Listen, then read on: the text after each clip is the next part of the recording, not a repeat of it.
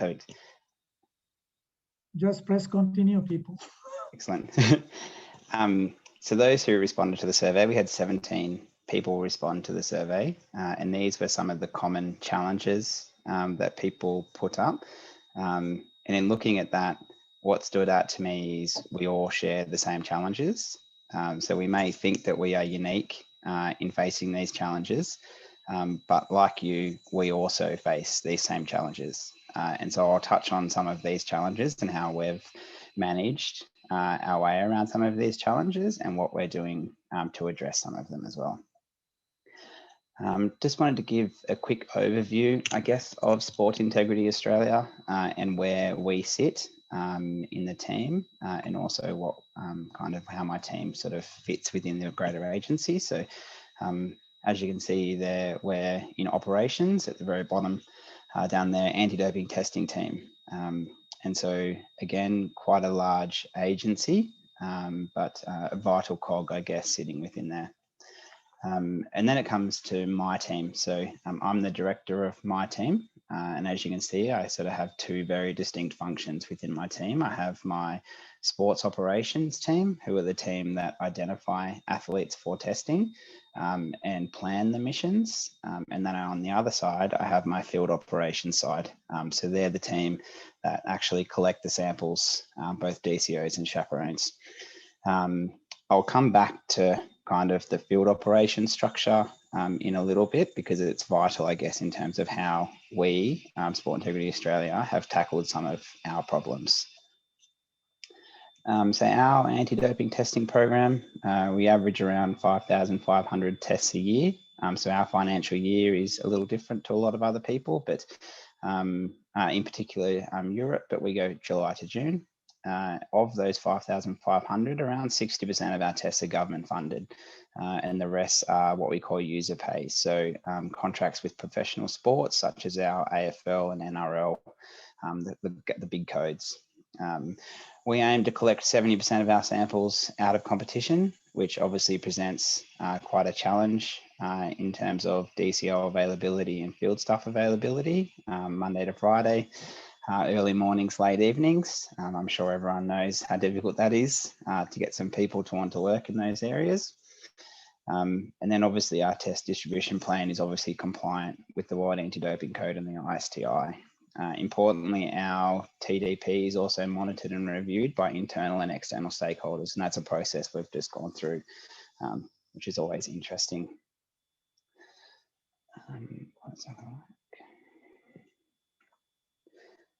So now we come to our sample collection personnel. So within my team, I have 187 staff, both DCOs and chaperones, in two very distinct roles. Of that, we have 32 doping control officers. I have a point there that they are the first face of the agency, and that's something that we really stress to both our field staff and also head office. It's vitally important that they are the first kind of touch point that athletes and stakeholders have with the agency. And so we really try and promote the importance of their role and what they bring to the agency. All of my field staff are government employees and they are paid. However, they are casual staff, and so they're paid an hourly rate plus travel. They have no commitments to work for us, and we have no commitment to them in terms of the minimum number or the maximum number of shifts. So that obviously presents some challenges, as you'd all be aware, in terms of having a targeted test or an in-competition test where you have a set time to work in a location and you have to have staff to go. But again, they are casual staff, so they're well within their rights to not accept work, and we can't expect it of them either. Unlike some other NADOs, we don't have our own blood collection officers, so we contract a third-party provider to do this. They are trained phlebotomists, and we do that as a way of mitigating some risks. The last thing we want to be doing is jabbing an athlete, trying to collect some blood and injuring an athlete if we're not trained or doing it regularly. and we have contracts with them where we pay them per mission, same thing, hourly rate plus travel. Response to our shared challenges. So as we touched on in the very first slide, we share a lot of the same challenges. And when I came into the role, these are some of the things that kept me up at night. So limited oversight of field staff. So obviously I'm based in Canberra, which is the head office. We don't do a lot of testing here in Canberra. A lot of our testing is done in other states. Australia is a very big country, as you'd be aware. And so I don't have the opportunity or availability to get out and see all my staff or meet all my staff. So the kind of limited oversight of field staff was something that really sort of kept me up at night. The other thing was a us and them mentality. So our field staff believing that they were a different brand or a different agency to head office. And it's always head office is requesting this or trying to make me do this without considering how we actually do it.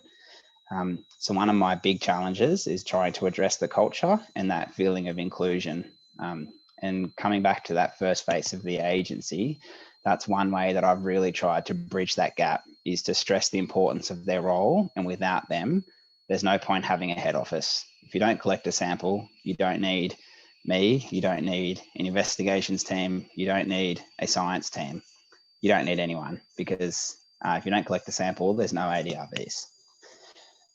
So how did, and paperwork errors was another big problem that we face. So we are still paper. We don't have a paperless system. So we still very much operate in paper. We're looking to move to paperless, the WADA DCO Central. However, that will still take some time to get there. So I guess, how did we address some of our challenges? So day one in the role, I took a look at it and said, this is going to need some more people in order to do this properly. And in order to really commit to making some changes, it was going to take some investment. So I lobbied our CEO and really asked for some extra money towards our program for some people to kind of address some of that oversight and training issues. The second thing I did was pick up the phone and start calling other NADOs. I cannot stress enough that people want to share and people are always willing to talk about their experiences. As you'd see from the very first slide around those shared challenges, they really are shared. And so I'm constantly in contact with other NADOs, learning from them, sharing documents with them. There's no point us all doing this in silos. We revised our structure, which I'll get to on the next slide. We developed some very clear guidelines and frameworks and set some very clear expectations on what we wanted to achieve. So we had a kind of unspoken approach to things, but it really wasn't consistently applied across the whole entire country. So we created some documents, which I'll touch on in a second as well. We invested and developed some training materials, and our training materials were not set and forget. So we had a look at them constantly and we're always changing them. So we're putting different scenarios in, and some of our training is module based. So we say, if you choose this decision, what happens? And it kind of is a logical flow. So not kind of just, here's a textbook, read it and then answer 10 questions. It's decision-making based training. We started managing performance issues. So previously, before me, it was, we know you did the wrong thing, but we need you and we need to keep you on because we don't have anyone else. My view was that by doing that, you just create more problems because by not addressing performance, you walk past bad performance in the field, they will continue doing that, which leads to problems later on. And finally, we really addressed culture head on to try and take that us and them mentality away. And I'll quickly touch on how we did that. So a revised structure to address our challenges. So the two kind of roles that I really wanted to put into place was a national training coordinator to ensure that we are actually proactive in identifying what is happening in our field. We were very reactive. So when a problem came up, we tried to address the problem, well, that person or the problem that happened. We weren't looking across the whole agency and going, well, actually, of the 187 people, this is a problem that is happening all the time. And so my national training coordinator, whose name is Adele, is fantastic. And her real main role is to proactively identify mistakes in both the process and paperwork. That does come with significant time reviewing paperwork, but the one thing that I can attest to is that it's instrumental in actually driving performance and driving positive training outcomes.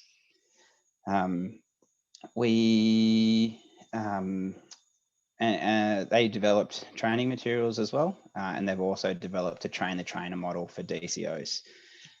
This person also delivers all of our training, and they do it either face-to-face or virtual. So that is really that consistent training approach, as opposed to a DCO in a region training other DCOs in that region. We tend to think that sometimes that localized behavior can become ingrained. And so we have our national training coordinator deliver all the training. The other vital role that we brought in were the state managers. So I have 4 of those staff, and they really are the vital link for me between head office and the field. That is the person who has really great oversight of what is happening in their area. We also have what we call a doping control officer hotline that is available to be called 24 hours a day, and our state managers man that. So the hotline is a phone number that a DCO can call when they're seeking advice, when they're in the field on a mission.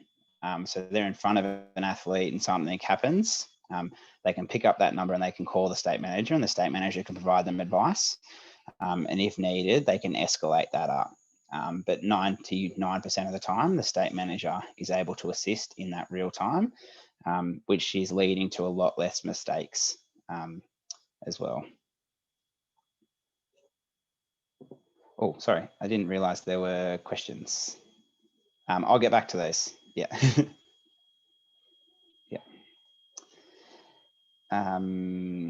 The other thing about the state managers is that they allocate missions to DCOs, which was a common problem that I saw in your feedback, was the allocation of work and even allocation of work between DCOs and chaperones. So our state managers, they know their people, they know their regions, and they are reporting to me on a regular basis about who's working, who's not working.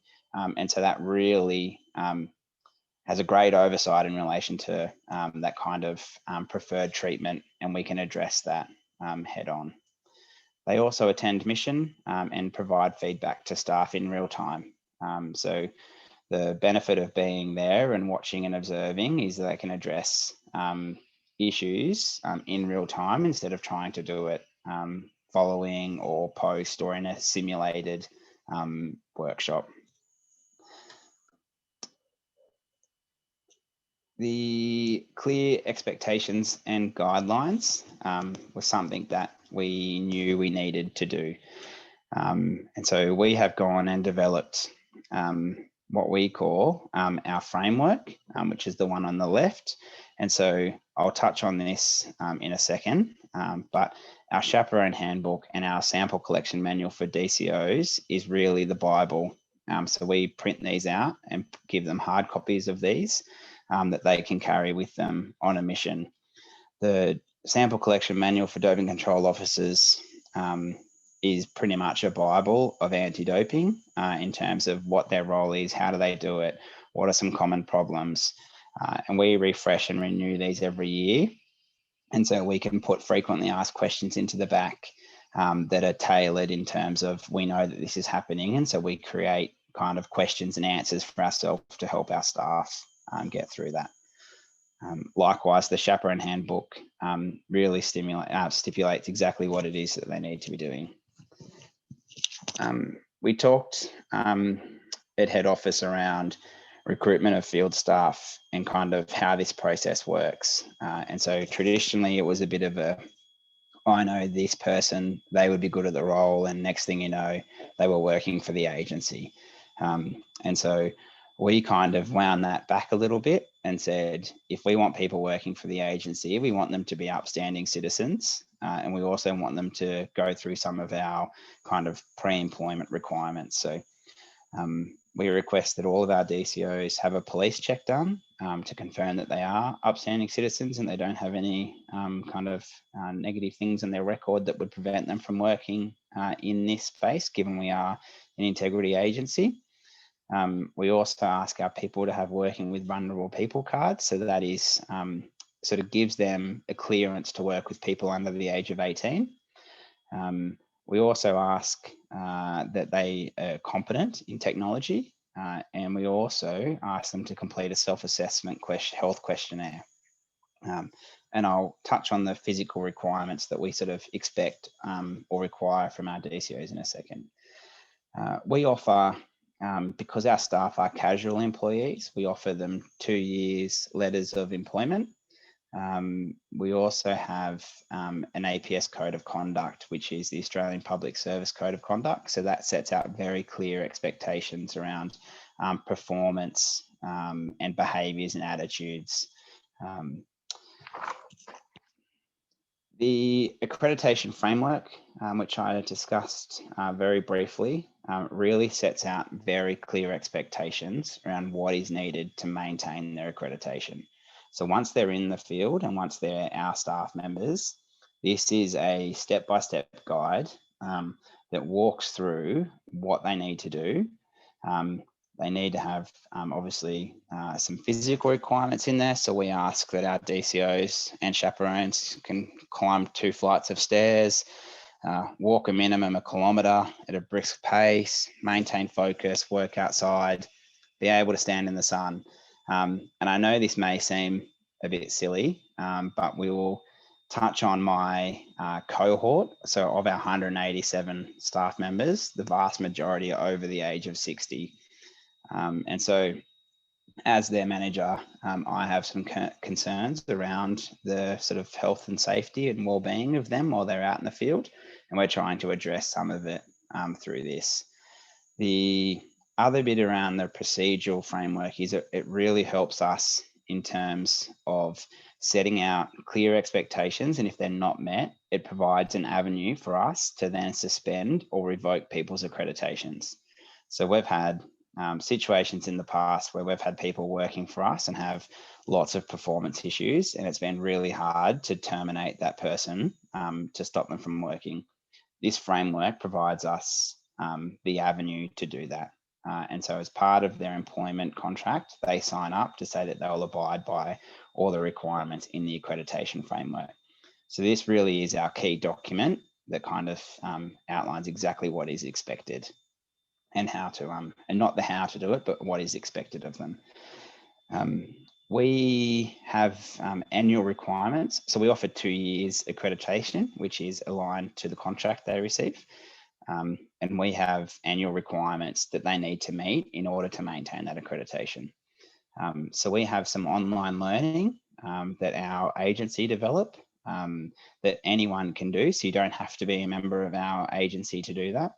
Anyone in the world can go to our website, log in and do a variety of anti-doping courses that are fantastic. And we ask our staff to do that as well. The reason why we ask them to do that is because we want them providing education, key messages to athletes when they're interacting with them. So if you're stuck with an athlete for 4 hours while we're waiting for them to provide a sample, we would like our DCOs to kind of say, hey, did you know that this training is available? Or did you know that supplements are risky? And so they are obviously the first face, but we want them providing some education messages along the way. It's also great for their personal development and interest in this area. And again, completely free and online at our website if anyone is interested. We also have them complete an in-field assessment with a minimum of 1 per year. So that is where either a DCO or one of my state managers completes an in-field assessment. So it actually goes with the person on a live mission and has a checklist of things to go through to go, yep, you're doing this, you're not doing this, you need to do this better. We also have the challenge of lots of staff, but some people not working. My view is that I don't want someone doing 2 or 3 missions a year. To me, that is risky because they're not using their skills and not keeping their skills relevant and updated. And so we brought in a minimum requirement to do a complete 8 missions per year, and that's in line with the WADA guidelines that were just released with the code 2021. And obviously, we talked earlier, and I forget who it was, but someone provided some feedback saying it's really difficult to revoke accreditation, or how do we do revoke accreditation or the process. Failure to meet our annual requirements will result in a suspension of accreditation and may lead to being revoked. So it really is the vehicle for us to be able to do this. We talked about the in-field assessment, and I guess this is just a real snapshot of one of, I think, 30 questions that we have, but it covers all aspects of the role of both chaperone and DCO. We talk about the pre-sample collection, so responsiveness and availability, which was someone's challenge, punctuality, I think they said. So obviously, if someone's not showing up to a mission on time, they're not receiving a good score in this section. We also talk about their presentation. What do they look like? Are they come in their uniform? Are they well dressed? Are they ready to go? We also cover the notification process, which is vital, the witnessing process, and then also the paperwork at the end. There is an opportunity for people to provide feedback, both the chaperone and the assessor, at the end of this process. So this really is one of our key documents that we use, and we have all 187 staff complete one of these annually. And again, our doping control officer or our state manager will do this. It's important to probably note that at the end of the in-field assessment, we don't actually make a recommendation. It is just an assessment, and this paperwork, once it's completed, comes through to head office, and head office review and do it. The reason why we do that is because we take away the ability for a DCO who's reviewing and assessing someone they know to make a recommendation that isn't in line with what we would expect. So it removes that kind of favoritism, and they just are assessing, and head office can actually review, and if needed, we can do more. I guess testing in a pandemic, I heard it before we started in relation to COVID, and everyone is feeling the effects of that. My view with COVID is it's a blessing and a curse. It's also a really great opportunity. And so we haven't wasted this opportunity of people being in lockdown, being stuck in front of a computer, not being able to go out. So in realizing that situation, we increased our training. We went virtual instead of face-to-face, which is would never have been dreamt of 12, 18, 2 years ago. Our staff would have expected that they would be in a room together working through scenarios and problems. We can now deliver virtual training at no cost to all of our staff. It's fantastic. And I cannot stress enough the opportunity that is available in relation to some of this.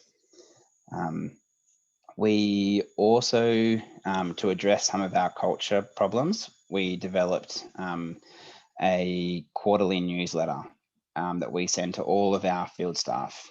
So in that newsletter, we have a message from myself with some of the key messages that I'm seeing. We also have some statistics. So we turn it into a bit of a competition around who's collecting the most samples and where the most samples are being collected. The other side of that is that it's very transparent. And so lots of people can then see in a very quick overview where some of the samples are being collected and who's collecting them. And so that you kind of take away some of that favoritism, or one person working a lot and someone else not working a lot and not anyone knowing about it. We have included a social section within that. And so the social section is lots of grandbabies and photos of people on holidays and kind of DIY handyman projects that people are doing around the house. It really was to try and get our staff getting to know each other and also getting to know head office. We also had a monthly webinar with all of our DCOs. So again, 2 years ago, this would never have happened. Our DCOs wouldn't have wanted to have a monthly meeting. They would have expected it to be face-to-face. Now our webinars, we have external speakers come along and present to the webinars on a whole range of topics. So we've had how to address transgender athletes. We've had a presentation from our chief scientist around the blood passport and why it's important to have people sit for 10 minutes, stay still in a chair with flat feet, and kind of always link it back to their role and the importance of their role and how they do it. The one coming up this month is around dried blood spot. And so we will be working through our dried blood spot and showing them how to use the device, what the device looks like, and what are some of the things we're trying to achieve with that. The other opportunity that we took was obviously listen and learn. And so again, we picked up the phone and we called other NADOs all around the world and had virtual meetings to learn what they're doing, how they're doing it, what we can share with them, and what they can share with us. It really is amazing to know that we are all sharing the same challenges. And I find really great comfort in that. We also took a bit of a stop and pause and had a look through all the wider guideline documents that are provided. They are amazing as a very good starting point. And I would highly suggest everyone take time to look at the guidelines that support the ISTI and support the field staff accreditation and have a look at that and tailor some of those documents for you. So some of our strategic challenges ahead that again, I would love to hear some of your thoughts on how I can address some of these later. But now our demographics of our field staff. So we have a large proportion of our staff over the age of 70 and over the age of 60. That presents some big challenges in terms of what do we do when 187 of them all decide to retire all at once, which really does keep me up at night, and we are trying to recruit younger. The problem that we have is that recruiting younger sometimes leads to other people having other jobs and then having limited availability. At the moment, our cohort is that perfect age that, well, the 50 to 60 year olds are the perfect age that they've retired. They love working Monday to Friday and they just like getting out and talking to people. And being in COVID lockdown, we've had some exceptions granted by the government to be able to do work and to travel. And so they've really enjoyed that, being able to get out of the house. We do have some significant challenges, but however, managing a casual workforce, like you all, so I'm aware that a lot of you have volunteers that do it. I'm not sure if you pay your volunteers a kind of a collection fee of a small admin fee, but I know that Canada, so the CCES, they have a volunteer workforce as well that they pay I'll say a per diem. So per collection, they get paid a certain amount, but they are casual employees. So if you're looking for people to assist around how to manage a volunteer workforce, CCES would certainly be a very good starting place. Obviously, having the right people in the right places. There's no point having 200 staff in Canberra when we collect 20 samples a year. So it's important to kind of have a look at some of the data of where you are collecting samples, and how we've addressed some of that is ADAMS. So ADAMS is your one-stop source of truth for what has been collected and where it has been collected. And we run exports out of ADAMS regularly to have a look at where our samples are actually being collected in the suburbs and then in the states. And then we're looking and overlaying that with our staff to have a look at where all of our staff are. And if staff are not in regions where we're not collecting enough samples, we're not recruiting. And if we're short on staff in areas where we are where we are collecting lots of samples, we look to actively recruit in that area. So we really use a data-based approach instead of just a feel as per se. So we have some big challenges, I guess, in relation to being a regulator and athlete focused. So there has been a real big global push around hearing the voice of the athletes and incorporating athletes in your decision making, and kind of this is why we do what we do is for athletes. And so how do we incorporate their voice into what we do and how we do it? But on the other foot, we are the government regulator and we do test athletes anywhere, anytime. So it's a fine balance that we are walking. And obviously the training element is another big one. So online learning has been fantastic for the last 12 months, but how do we continue to develop online training that is engaging?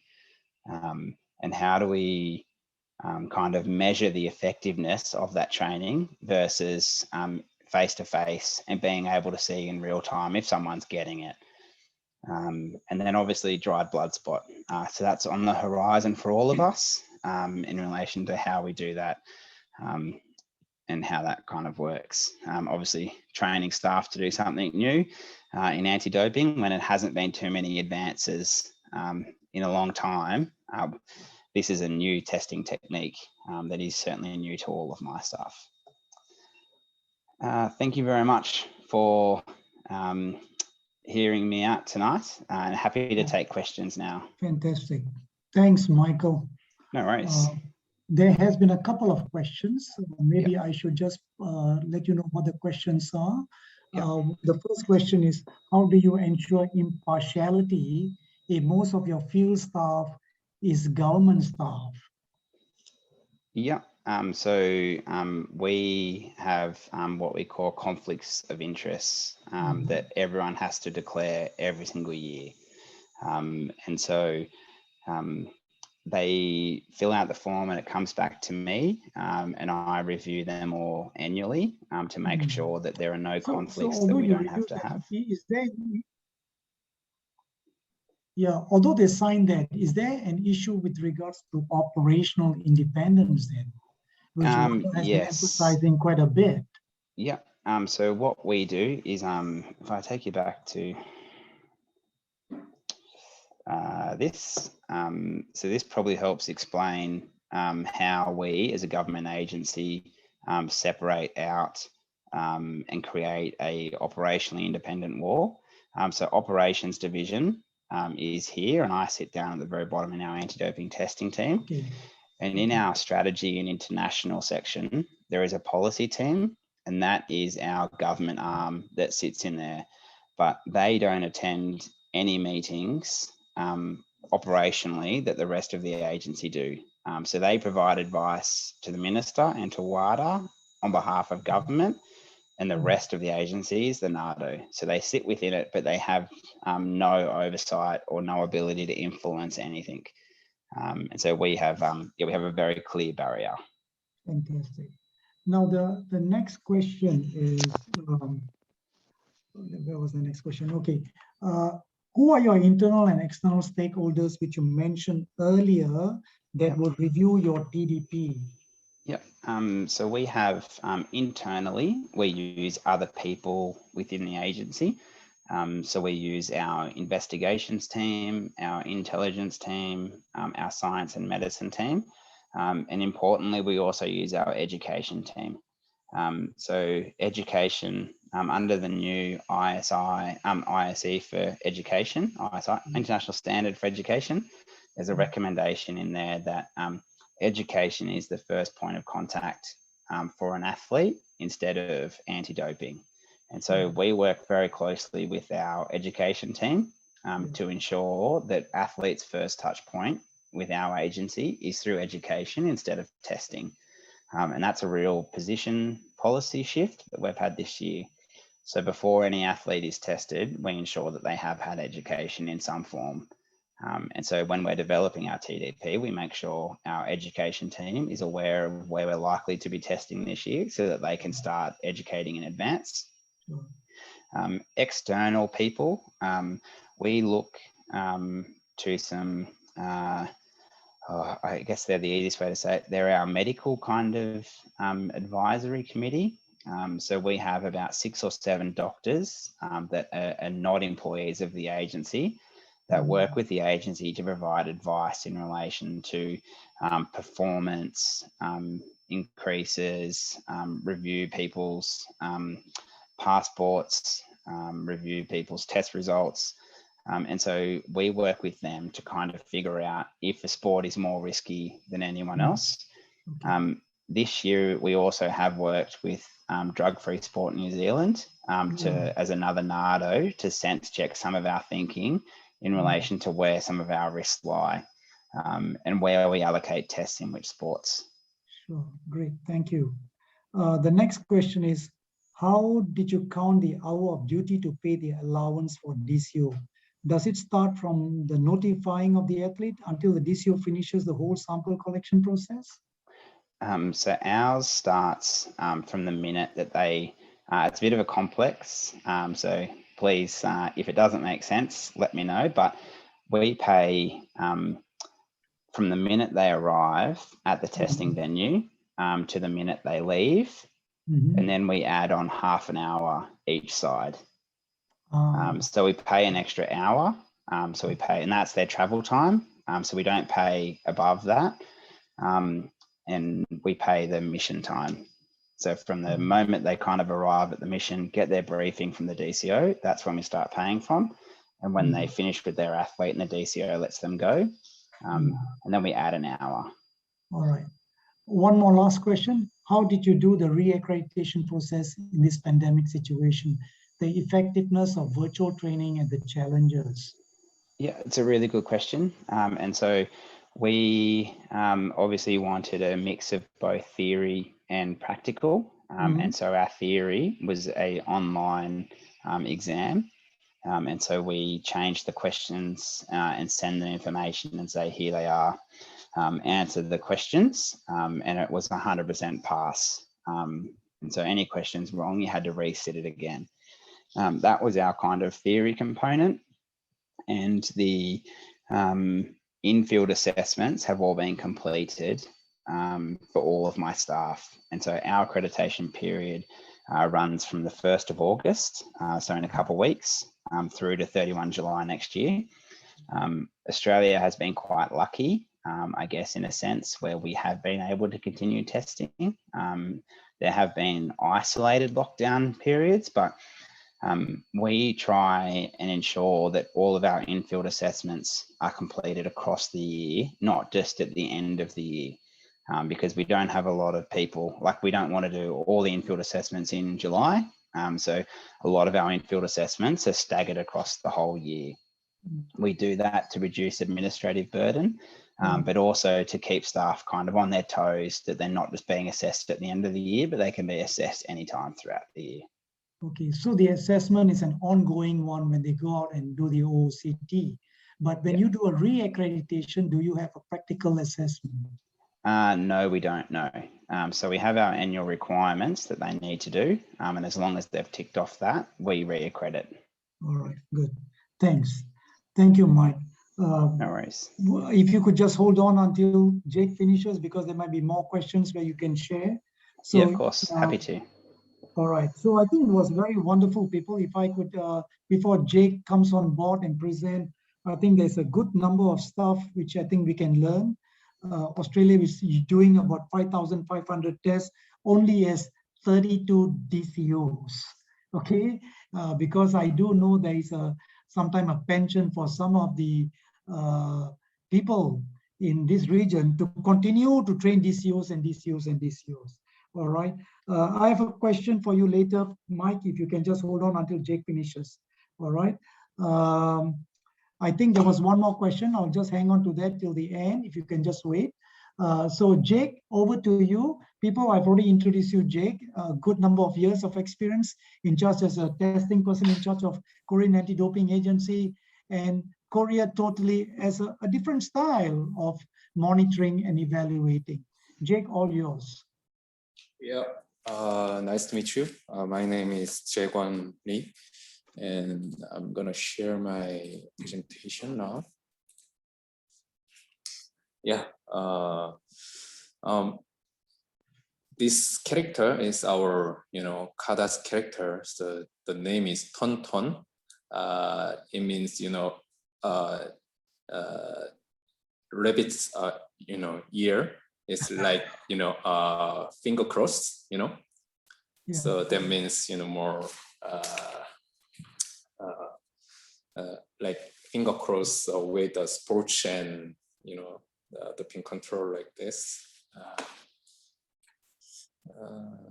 Then, yeah, this is my, introduce, but, already Gobi introduced me already. So, I'm gonna skip this, but, I think you can remember my name more easier, Jaguar or Jaekwon.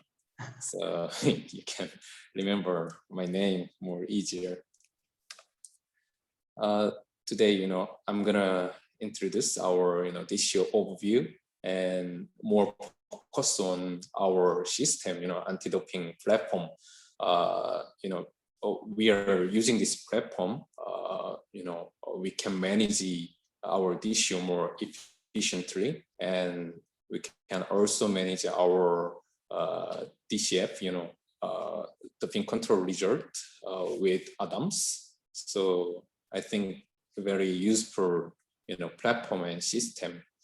And then I'm gonna explain more our DCO management linked with our system. This is our overview. This year our DCO's number is 94. So female 53 people and male 41 people. And we are, all the DCOs, they are, part-time jobs, and we're gonna pay them per diem. So, mission by mission, we're gonna pay them, daily, pay.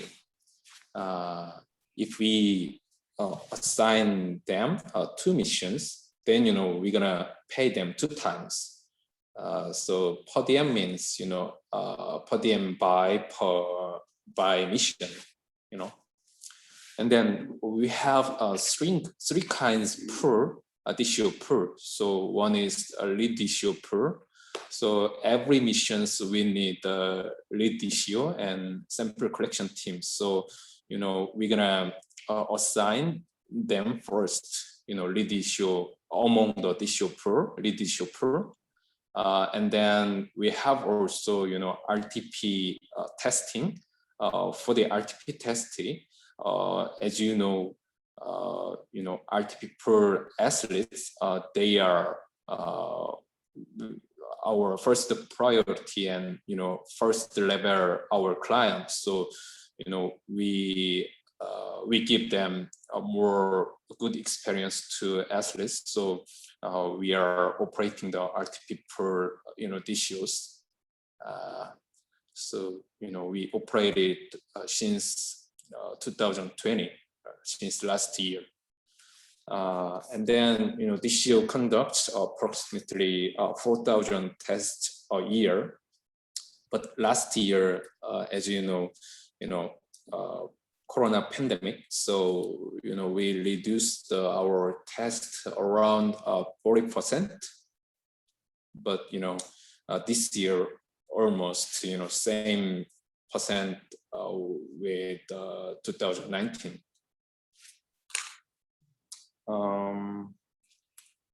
Yeah, next. This is our, anti-doping platform.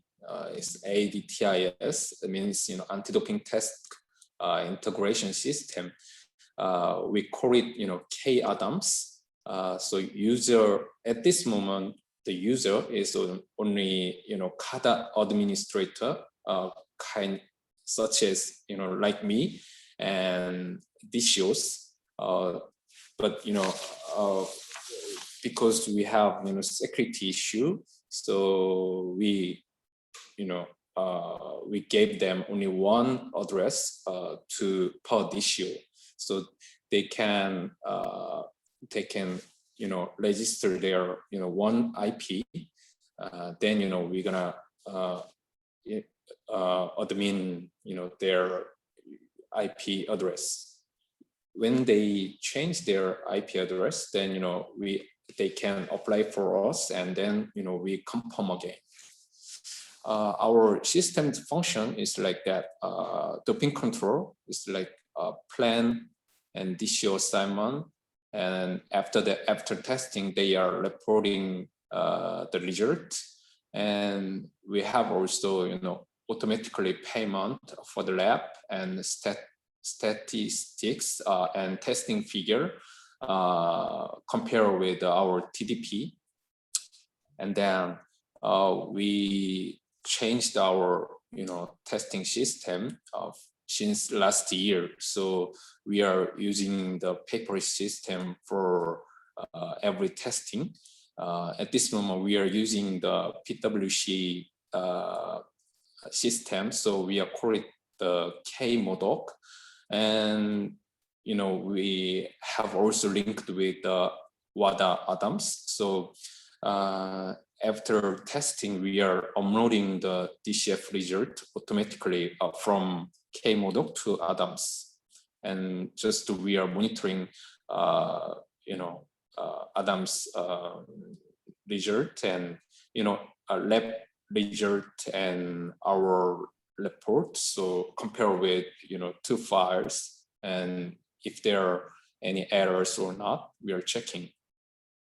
And then we also use user management system. That means for the DCOs, when we assign the DCO after testing their report, then after that, we're gonna pay for them. So how much we have to pay, the system is calculated automatically. And if DCOs they have any errors or some non-conformity, then we're gonna give them sanction. So we can manage their sanction and their recording their errors. And then also we have also evaluation. It's kind of assessment between DCOs. So we have also program after testing. So they have to mutual evaluation between among every DCOs. And also they can apply for issuing their certification. So they can apply for the certification. Then we just confirm it. Then they can print out their certification and submit to other organization or something when they need. We have also reaccreditation by this system. We are yearly based reaccreditation. So every December, we notify them, if they reaccreditation or not, then they can submit their profile or pictures, something, and sign it, and then we just confirm it. Then automatically reaccredit their certificate for the next year. And then also we have RTP management system. So every yearly base, we have entering and leaving our athletes. Then we register their name, and athlete by athlete, how many TDP they have, and what is situation now and how many tests we have to do by athlete. And then also, if they have, filing failure, then, we can record it. And then, quarterly base, they have to submit their whereabout information. So we send them SMS message to them. So, more easier to work. And then we have also learning management system. So education, like video education, and also, evaluation, computer-based tests. So because, we are operating the paper system, so every DCOs, we already gave them a tablet PC. We are using Samsung tablet, so they have one tablet per DCO, so they can participate in our education or test by our system. And also we have also notice board and, as I told, mutual assessment, etc., by using this program. And now we are developing our new version, so athletes, they can access and their information, and also lab, they can linked with our system, so more easier and efficiently we are working with other clients. So will be launched the next year. This is our platform dashboard. So as you can see, this is our monthly based testing calendar. And as you can see, green color is how many tests do we have. So here is the today's date, time, and place. How many DCOs we assigned, men and women, DCOs number, and when is deadline for this this testing offline, and then here is the ISTI and our sample collection paper manual, and this is certificate applying area, and this is notice board, and we are linked with our SNS, Facebook. Left side is the menu. There are many menus, but I'm gonna explain the only doping control menu. Here is the testing planning, assigned DCO, and testing result, and statistics and analysis, and RTP management with TDP, and filing failure, SMS, and user information, and error and sanction, mutual assessment, and statistics, and certification and the accreditation. Here is the testing planning page. When we make the test planning, we can choose the type of test, international, in competition or out of competition, and TA, SCA, and RMA names we can select, and this is date range and deadline for this test and mission, and this is assignee. Assignee mean like me, who is assigned this test and mission, and this is general information.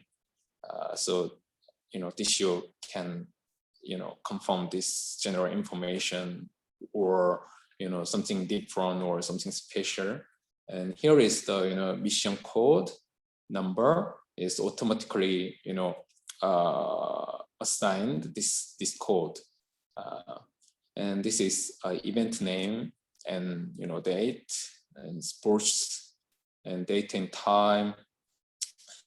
As selection, how can select the athlete if it's random or ranking or something, and this is place, control location, and number of tests, how many people they have test in this mission.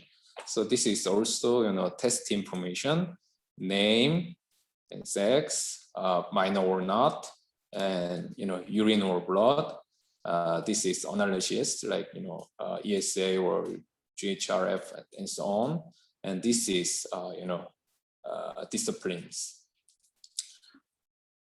This is RTP management. So here is the you can choose the our athletes status, like IRTP mean International Federation managing athletes, and here is the RTP is ours, and non-applicable is like last year athletes or some testing athletes. So here is the personal information like Adam's ID number or some name and sex. So if you can see these athletes, this is RTP athletes and athletics, and sprint 400 meter or less, and his TDP is like 3 standard and 1 ESA and 1 GHRF and 1 HGH isoforms. And here is the how many testing figure, how many tests he already conduct, and right side there is how many testing remained.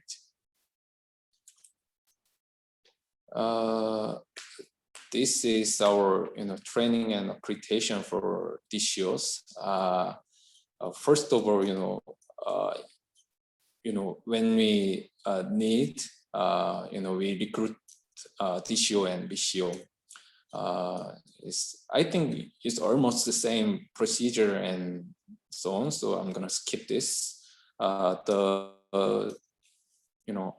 special course like candidate training, practical training and test, and then after that 3 times observation and 3 times practical training on site. After that they have to get over 6 points by evaluation, practical and observation and their practical training. So after that, they have to get over 60 points. Then, we can accreditate them. This is assignment guideline for every, test and mission. So this is our criteria. Distance from home and control location is 50% point, and number of tests, their completion in this year, 50%. So if they have same points get, then distance is first criteria. But this is our criteria. Distance 0.2 to 50 point, and relative evaluation score. So from 50 points minus 2 points by person. I'm gonna explain more next slide. And number of tests also 0.2 to 50% is the absolute evaluation score of 50% minus how many tests how many number of tests they conduct or complete, then multiply 2. Other consideration is continuous testing, such as in competition testing, assign DCO be possible. It then means if there is any option or 3 days competition or something, then our DCOs not full-time DCOs, so they have also another their job, so they can participate in every continuous testing. So we can choose DCOs if there is any options. And every year, per year, every DCOs, they can apply on-time priority pass. If they really want to go some tests, they can use the one-time priority pass. Then we can assign them first. And as I mentioned, RTP testing per DCO is assigned first, and lead DCO assigned every missions among the lead DCO pool. Here is the scenario to assignment our DCOs. Doping control location is Pyeongchang province. That means which is Pyeongchang Olympic Games venue and area. So two DCOs they applying for this test and mission. So a DCO, his home is Pyeongchang. Distance between their home and test control location is just 6.6 kilometers away, and he tested this year 10 tests conducted. And a B DCO, his home is Seoul, and distance is 177.9 kilometers, and one test he conducted.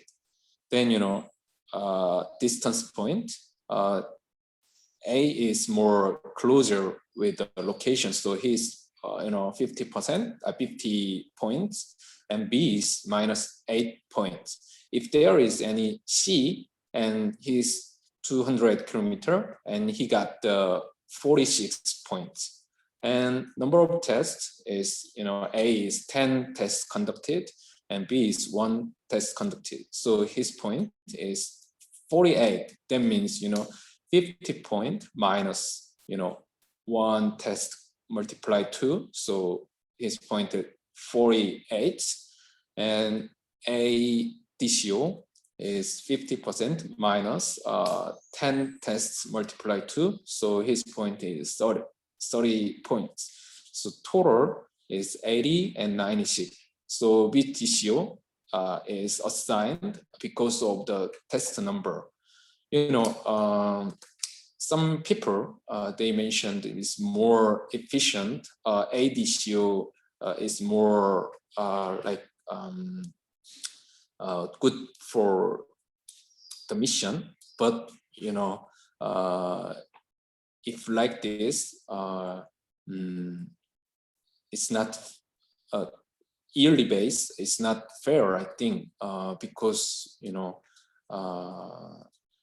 our training center, like Jincheon province, they are many athletes and many tests there. So nearby, if DCO's home is nearby there, every missions test will be assigned. So we have also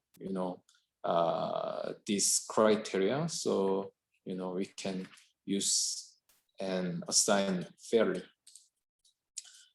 This is another sample. It's the real one. This is 6 DCOs they are applying for. So distance and test situation, and distance point is 50, 45, 48, 40, 46. It depends on the distance. And test points like this, it's also depending on their test this year. So total 92 points he got. So he is first priority. So this is our steps. This is monitoring and evaluation area. So after testing, DCOs, lead DCO, they can they can convene every DCOs, and they make the debriefing meeting. So if they have any errors or good things or bad things from their tests, so they can assessment by DCOs. And also, as I told, they can evaluate each other through this system. So here is the mission list when I participated in. So here is the mission code, and this is mission name and place and date and time. And this gray area is every DCO's name with our team. So you can choose this name, and you can assessment by each other. So we have seven questions and 7-point scale, so they can choose which one is better and which one is for every DCOs. Question is arrival on time and comply with ISTI and manual, and appearance like uniform or his appearance, and communicate with athlete and officials and national federation something, and mutual manner, and others. That's our question. This is evaluation, monitoring and evaluation. So we are monitoring our DCOs. If we knows DCO makes an error or non-conformity, we have 4 categories of sanction. Slight error or gross error, and suspension or cancel the DCO certificate. So there are 4 categories we have. So in this system, we record their error. What here is the type of error, like DCF, sports or discipline error, or during the sample collection process, they have error, or in DCF, their athlete's name error, or some blah blah blah. And this is mission code and DCO's name and date and time. Mission information here. And if they have non-conformity or some gross error, then we suspension record. So here is the suspension period. This is for the next yearly accreditation. So here is the requirement. They need to conduct at least 6 tests a year and complete and pass their education twice a year normally. This year, we are quarter-based education and online tests.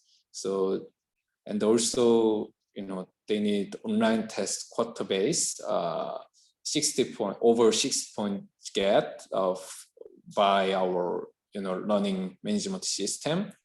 Our learning management system is evaluate sample collection procedure, theory, or field knowledge. And also our system is function like random questionnaire based on question bank stored, and time limits set for each question like this. For question, we need time limit, and after that, so judgment can be measured naturally. So if they knows this theory or not, and this is right side is our education for video. So this is our my presentation. So is time's over or not?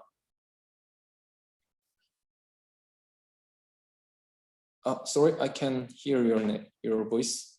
We can take questions now. So if you could just stop the screen, and then anyone has any questions for Jake? Is this K Adams sync with the WADA Adams? How did you manage both systems? Who fill in the Adams form from the testing order until creating the DCF? That's a question for you, Jake. Can I repeat again?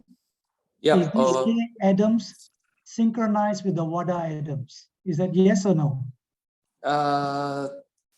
Some point, yes. Especially, with Modok and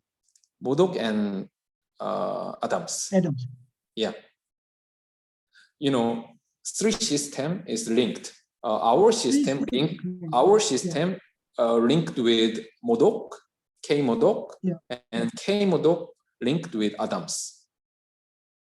Okay. Yeah. Okay. So when we make the mission and assign our DCO, then automatically register our mission information and DCO information to the Modok system.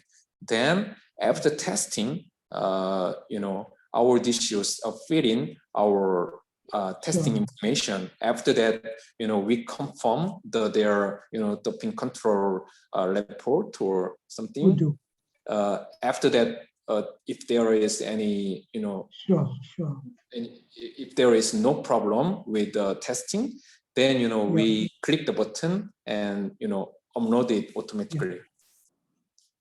Thanks. So the K Modok system is actually, for those of you who asked the question, is actually from PwC. Yeah, right. So PwC, the system, the paperless system, is connected to Adams. So if the question comes in as to who fills in the information, obviously the person who is issuing CADA will actually issue the testing order. All right. I have a couple of other questions for you. How long did you take to develop this software, and what was the cost like? Actually, we started this, system since 2013. But yearly base, we develop our system and upgrade our system and function. Sure. Anyone else has any question for Jake? I'm opening it first before I throw in some of the questions both for Michael as well as Jake. Anyone has any questions, people? I think it's very impressive, both sides. One from Michael, handling about 5,500 tests, and they do paper-wise. And you have looked at all the criteria for selecting, the re-accreditation, etc. On the other hand, you have Korea, which has actually gone paperless, and very much almost everything is technology driven. All right. It may not be applicable to all of you in totality, but I think there is a lot of good things that we can pick up from here. Michael, there was a question just as you left.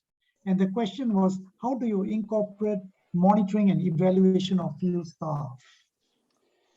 It's a good question. And we incorporate it as part, I'd say it's embedded throughout the entire process. And so because we are paper at the moment, every time the paper form comes back to head office, we are manually then entering that into Adams. And one of my staff members is going through the paperwork, looking at it, trying to identify any issues with the paperwork, which can then obviously lead to us correcting that. And process-wise, we also have our state managers who go out and look and visit field missions to see what's happening, process. And our in-field assessment and completions of our in-field assessment is how we really monitor performance in the field. So it's kind of two parts. I've got a question for both of you. Oh, I would love to have that system. It's amazing. It is Very jealous. jealous. Amazing. Yeah. there was a question from WADA, did Vietnam anti-doping, did CADA use DCO's central app or WADA for paperless testing on your own system? Jake?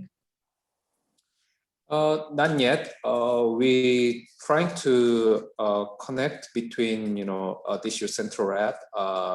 So, since last year, we are talk with, State Camp and, Chaya. But they didn't finalize their API API concept. So we can at this moment we can only input our information to WADA system, even PwC paper system. So if we can use DCO Central app more efficiently, they can open their API system to other system. That means we can synchronize both program for athlete information and so on. And then DCO Central app is not. So the answer is you have not right now used the Athlete Central. Right, you're still working with them. All right. Mike, question for you. You said your BCO, there's no blood collection officer in Sports Integrity Australia, but you outsource, right? Now, yes, if you we do. Outsource, how are they trained? So we provide training to the BCOs, and we engage the same kind of company nationally. So all across Australia, it's the one company. And we have phlebotomists that we deliver training to. We also train our DCOs in the process in terms of being able to walk a new BCO through the process to make sure that they are following the process as outlined in the ISTI. So if we don't receive someone we normally have, our BCO will instruct them as they go around how they do it and what needs to be done. Somebody says something now. Okay. I've just got a joke for you, Mike. You said a good number of people are above the age of 70. Just for information, 60 is the new 40. Yeah. It's very true. Okay. One more final question. I actually like Australia's stuff with regards to relationship with the BCOs, and I like to emphasize to all member countries in this region, I think it is important to adopt that approach of having a good relationship with the BCOs. Somebody's audio is on. Can you just? Okay. I do find don't take the DCOs as someone they are hard up or desperate for your assignments and treat them as another digit. I think if you treat all the part-time DCOs, I think as having a good relationship, and I think that's very important. Yeah. Anyone else? Any questions? I think they have very beautifully summed up, and I am sure Jake as well as Michael will be happy to take on more questions or see how we can collaborate even further. Mike, I like your accreditation framework. Is it on your website to be shared, or do they have to write to you, or would you be willing to share? I'm more than happy to share. So we can share that with you, and you can share that on.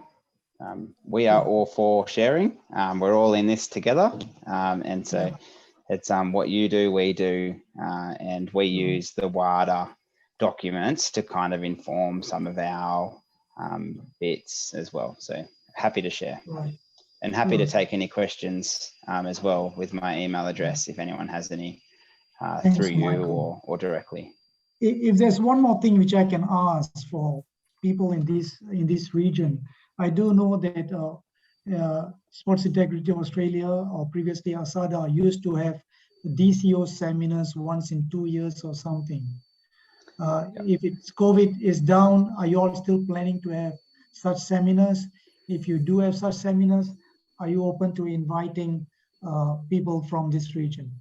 100%, yes. Right. And so we will be having one next year. Mhm. I'm just in the sort of early stages of planning it. We are aiming to have it face-to-face at the moment, and we think that next year our borders will open, so we should be able to have people come, and if not, we will do it virtually and always open for people to come. Yeah. There is one more question that came in. Do you have a MOU between DCOs and NADO? How is the, sorry, I couldn't before I could read. How if the DCOs break the MOU, if there is any sanction? Well, I think you want to answer first before I can give you my thoughts. And Jake, you can. Do you have a contract? It's not an MOU. It's very much a contract with the DCOs.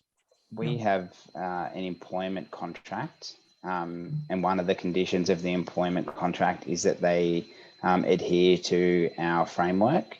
And within our framework, we have ways of addressing underperformance and revoking accreditation, which will then lead to their employment being terminated with the agency. Thanks, Michael. Jake, what about you? You have a contract with your DCOs? Yep, but very simple thing, simple one, and they also written oath. They can read it and confirm it, and after that, they submit it, and we, confirm. Then we finish. There have been some questions on this in this region also. If there's an agreement between the DCOs and the NADO, it's up to the NADO what clauses you want to put in. There have been instances where NADOs put clauses like, if you're ever going to test for any private testing agencies, you need to inform the NADO. All right. So this is something, because they don't want people to go and end up doing this, doing that, etc. So they want to do some kind of controls. All right. Any other final questions? If not, it has been a fantastic, good, informative, and I'm sure we will collaborate further moving on from here. I have one more stuff. Okay, did anybody say something? I hope I've answered everything. All right. Can I just ask all of you to on your video for Sui to take a shot? Sui, you got a mask on. Sui, you can also take out a mask, Sui, so they know who you are. Okay. We hope all of you can on your videos. Thank you very much. All right. So whenever. Are we supposed to smile, Sue? Smile. I'll take a screenshot. Yeah. Number 50 at point guard, Cole Anthony. Rest assured, okay. The whole Philippines cheering for you. Okay. Okay. Thank you. Our next webinar is next month, August, and the August one is on all you need to know about APB, APMU. A lot of people are confused. What is bloody APMU, APP, etc. Yes, we got two speakers from WADA putting it very simply what APB and APMU is, and that's in August. The date has already been given. I think it is 25th of August, and in September we have a collaboration with FIFA and CRADO, and we have something on supplementation, etc. We will let you know. Okay, with that, have a good day and stay safe. Make sure you get your jabs if you get the opportunity, and yeah, don't cause any trouble. All right. Okay, bye-bye. Bye. Bye. Bye. Bye. Bye-bye, everyone. Bye-bye. Thank you. Thank you. Thank you. Bye bye. Thank you. Bye. Thank you. Thank you.